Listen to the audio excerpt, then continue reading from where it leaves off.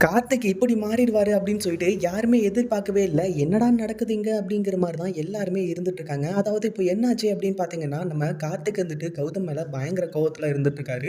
அதே மாரி இங்க பிரச்சனையும் முத்த ஆரம்பிச்சுருச்சு. அதாவது ஏற்கனவே வந்து பார்த்தீங்கன்னா, இந்த அஞ்சல் இருந்துட்டு எப்புட்றா இவங்களுக்குள்ள பிரிவினைய உண்டாக்குறது அப்படின்னு சொல்லிட்டு பல பிளான் வந்து பார்த்தீங்கன்னா பண்ணிட்டு இருந்தாங்க. இப்போ அடுத்ததா என்னாச்சு அப்படின்னு பார்த்தீங்கன்னா, கொஞ்சம் கூட யோசிக்காம இந்த அஞ்சலி வந்து பார்த்தீங்கன்னா 2 பேரையும் பிரிச்சு விடுற வேலைய சூப்பராவே பார்த்துக்கிட்டு இருக்கா. அதே மாதிரி நம்ம கார்த்திக் சொன்ன ஒரு வார்த்தையால இங்க நம்ம கௌதம்க்கு ஒரு மிகப்பெரிய அதிர்ச்சியா இருந்துச்சு. அதாவது நார்மலா நம்ம கார்த்திக் வந்து கோவத்துல இருக்கும்போது எப்படி பேசணும், நார்மலா இருக்கும்போது எப்படி பேசணும் அப்படின்னு சொல்லிட்டு தெரியாம பேசுனதுதான். இது எல்லாத்துக்குமே காரணமா வந்து பார்த்தீங்கன்னா அமைஞ்சுச்சு. அடுத்ததா என்னாச்சு அப்படின்னு பார்த்தீங்கன்னா, இப்போ நம்ம கார்த்திக் வந்து எனக்கே எல்லாமே பார்த்துக்க தெரியும்.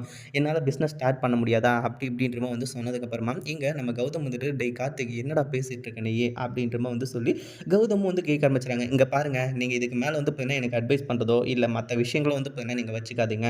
இதுக்கப்புறம் என்னோட வாழ்க்கைய எப்படி பார்த்துக்கிறது, என்னோட பிசினஸ் எப்படி நான் ஸ்டார்ட் பண்ணி எப்படி முதல் இடத்துக்கு வர்றது அப்படின்றது எல்லாமே எனக்கு தெரியும். அப்படின்ற மாரி வந்து சொல்லி, இப்போ அடுத்ததா பிசினஸ் ஸ்டார்ட் பண்றதுக்கு கார்த்திக் இறங்க போறாரு. இத பத்தி நீங்க என்ன நினைக்கிறீங்க? இந்த வீடியோ பிடிச்சிருந்தா லைக் பண்ணுங்க, ஷேர் பண்ணுங்க. இப்ப தான் நம்ம சேனலுக்கு ஃபர்ஸ்ட் டைம் வரீங்க அப்படின்னா, கீழ இருக்க சப்ஸ்கிரைப் பட்டன பிரஸ் பண்ணிக்கோங்க.